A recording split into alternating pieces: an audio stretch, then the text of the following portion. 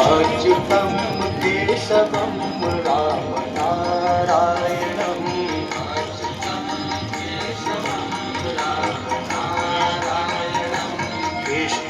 कृष्णदामोदरं वासुदेवं हरिं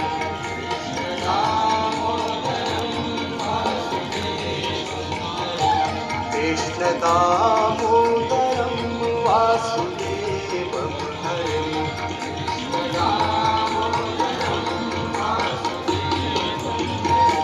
श्रीधरं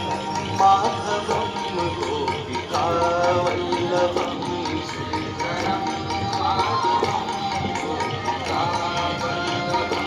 श्रीधरं माधवं